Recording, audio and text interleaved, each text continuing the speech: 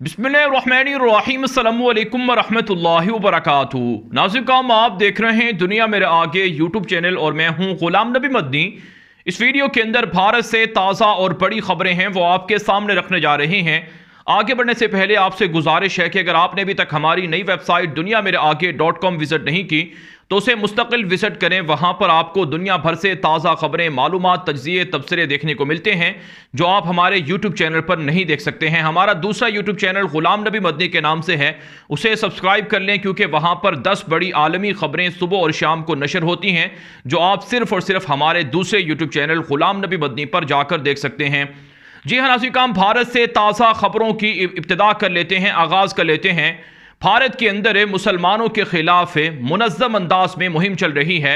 हिंदू दहशतगर्द मुश्तइल हो चुके हैं, मुसलमानों से उनकी शनाख्त छीनी जा रही है। पहले ये जुल्म कश्मीर के अंदर होता था, अब भारत की तमाम रियासतों के अंदर ये जुल्म होने लगा है। भारत की रियासत कर्नाटक के अंदर हिजाब पर पाबंदी आयद की गई, जिसके बाद हज़ारों मुसलमान तालिबात यूनिवर्सिटियों से, कॉलेजेस से और इसी तरह से स्कूलों से निकाल दी गई। और आज भी भारत की रियासत कर्नाटक के अंदर तमाम के तमाम तालीमी इदारों के दरवाजे मुसलमानों के लिए बंद कर दिए गए हैं। मुसलमान तालिबात, मुसलमान लड़कियां पढ़ नहीं सकती हैं। अदालत ने फैसला सुना दिया है मुसलमानों के खिलाफ कि वो हिजाब की पाबंदी का जो कानून है इसे फॉलो करें, हिजाब उतार कर जाएं। और इसी तरह से नाज़रीन, भारत की रियासत कर्नाटक के अंदर स्कूलों की इंतजामिया, कॉलेजेस की इंतजामिया, यूनिवर्सिटियों की इंतजामिया मुसलमान लड़कियों से ज़बरदस्ती उनके हिजाब उतरवा रही है, उनके कपड़े उतरवा रही है, उनके बुरके उतरवा रही है। यहाँ तक कि मुसलमान जो ख़वातीन असातिज़ा हैं, मुसलमान जो टीचर हैं ख़वातीन, उनको भी कहा गया है कि वो अपना हिजाब उतारें, वो अपना बुरका उतारें और यहाँ पर सिर्फ और सिर्फ हिंदुओं के कानून के मुताबिक वो पढ़ाई कर सकती हैं और पढ़ा सकती हैं। नाज़रीन, इसी हवाले से खबरें सामने आ रही हैं कि भारत की रियासत कर्नाटक के अंदर मुसलमानों ने बगावत करना शुरू कर दी है। मुसलमान लड़कियों पर हिजाब की पाबंदी के बाद अब मुसलमान ख़वातीन पर, जो असातिज़ा हैं, जो टीचर हैं, उन पर पाबंदी लगाई गई है। उन्होंने बगावत का ऐलान कर दिया है और भारत की सरकार के खिलाफ इस्तीफ़े देना शुरू कर दिए हैं, नौकरियां छोड़ने का ऐलान कर दिया है। नाज़रीन, भारत की रियासत कर्नाटक है जहां पर एक मुसलमान खातून टीचर हैं जो इंग्लिश पढ़ाती हैं। उनको कहा गया कि वो अपना बुरका उतार कर आएँ, अपना हिजाब उतार कर आएँ। तो उन्होंने कहा कि वो पिछले 3 सालों से स्कूल के अंदर बुरका और हिजाब के साथ ही पढ़ाई कर रही हैं और वो बच्चों को पढ़ाती हैं। तो पहले उनके खिलाफ ये कानून नहीं था, तो अब क्यों है, लिहाजा वो नौकरी छोड़ती हैं, इस्तीफ़ा देती हैं। इससे पहले नाज़रीन, हम आपको एक वीडियो दिखा चुके हैं कि भारत की रियासत की कर्नाटक ही के अंदर एक स्कूल के अंदर एक मुसलमान खातून टीचर हैं। जब वो स्कूल आती हैं तो उन्हें कहा जाता है कि वो अपना निकाब उतारें, अपना बुरका उतारें।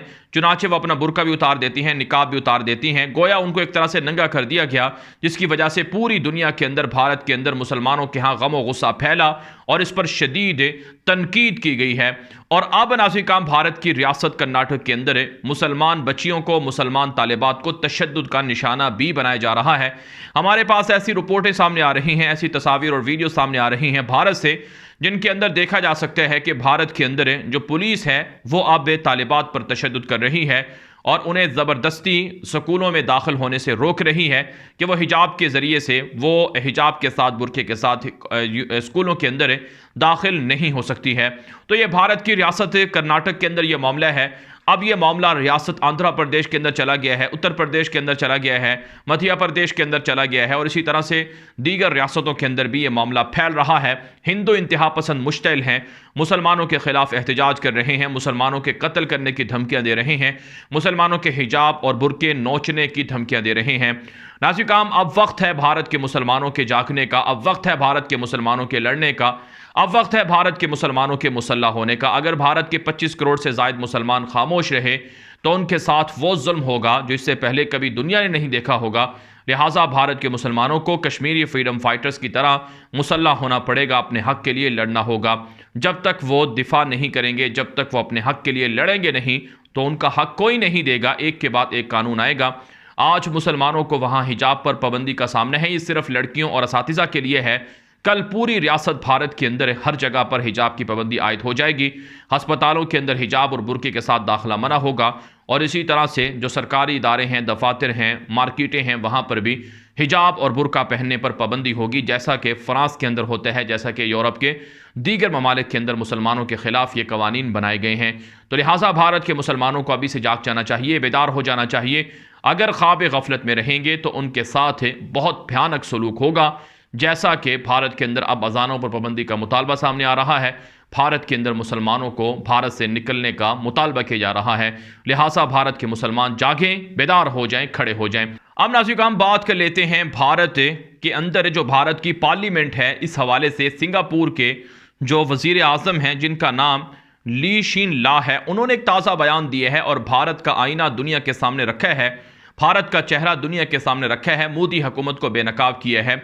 नाज़रीन सिंगापुर दुनिया का एक मॉडर्न मुल्क है, एक तरक्की याफ्ता मुल्क है। उनके वज़ीर आज़म ने यह बयान दिया है कि भारत की पार्लियामेंट के अंदर आधे से ज़ायद जो नुमाइंदे हैं, जो भारत की पार्लियामेंट के लोग हैं, उनका मुजरिमाना रिकॉर्ड है और वो जिनसी ज़्यादतियों के मुजरिम हैं, वो रेप के इल्ज़ामात का सामना कर रहे हैं, वो लड़कियों के साथ, औरतों के साथ ज़िना के अंदर मुब्तला रहे हैं।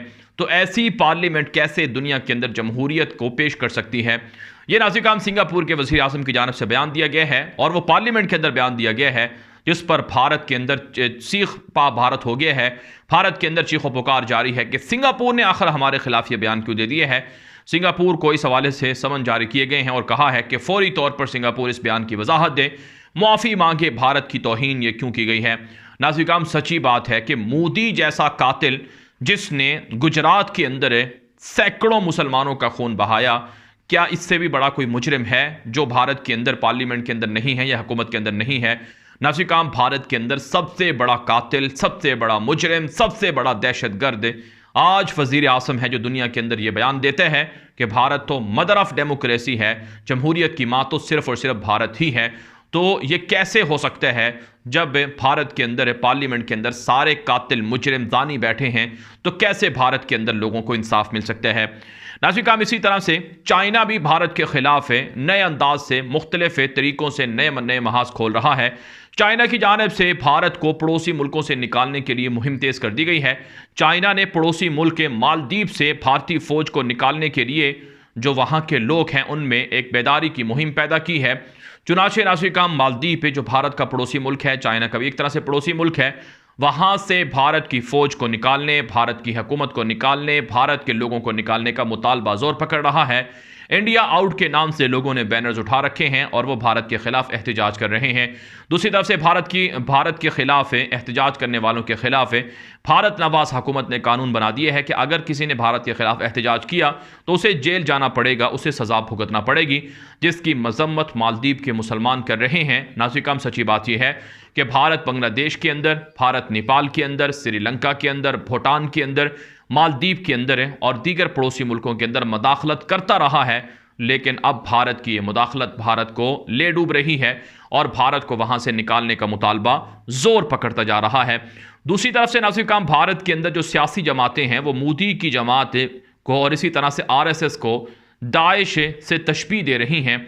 भारत की मुख्तलिफ सियासी जमातों की जानिब से, अपोजिशन जमातों की जानिब से RSS को एक गुंडा जमात करार दिया जा रहा है, जो भारत के अंदर नफरत अंगेज़ी को, इंतहा पसंदी को परवान चढ़ा रही है।